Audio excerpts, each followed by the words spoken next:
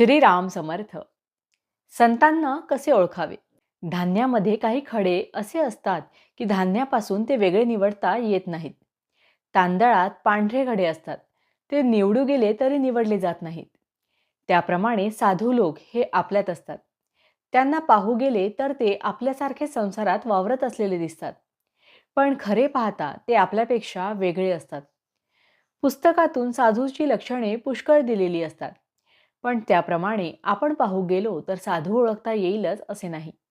साधूचे एकच अचूक लक्षण सांगता येईल, ते हे की जो सर्व ठिकाणी देवाला पाहू शकतो तो साधू. पण एवढ्यावरून आपल्याला तो ओळखता येईल का?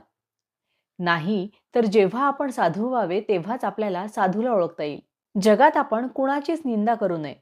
आपण जेव्हा दुसऱ्याचे दोष पाहतो, म्हणजेच ते जेव्हा त्याच्याजवळ आहेत असे दिसतात, त्यावेळेस तेच दोष आपल्याजवळ सूक्ष्म रूपाने असतात असे समजावे.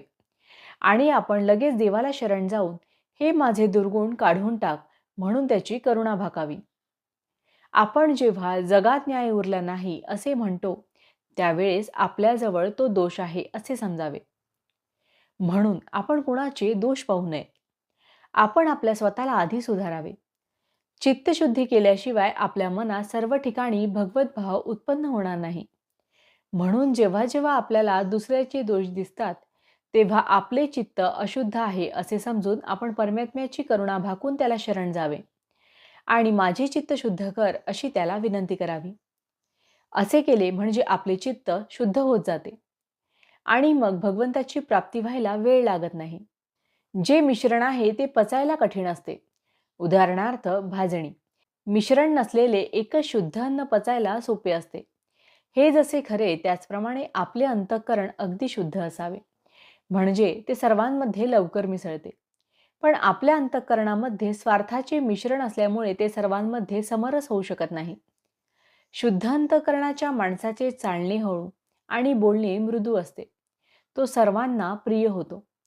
जगातले आपले समाधान किंवा असमाधान ज्या वृत्तीने आपण जगाकडे पाहतो त्यावर अवलंबून असते. माझ्याकरिता मी नसून मी लोकांकरिता आहे, माझ्याकरिता जग नसून मी जगाकरिता आहे, ही वृत्ती आपण ठेवावी. भावार्थ.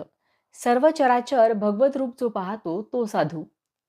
जानकी जीवन स्मरण जय जय राम, महारुद्र हनुमान की जय, समर्थ रामदास स्वामी महाराज की जय, सब संतन की जय, श्री अनंत कोटि ब्रह्मांड नायक राजाधिराज सच्चिदानंद सद्गुरु श्री ब्रह्म चैतन्य महाराज की जय.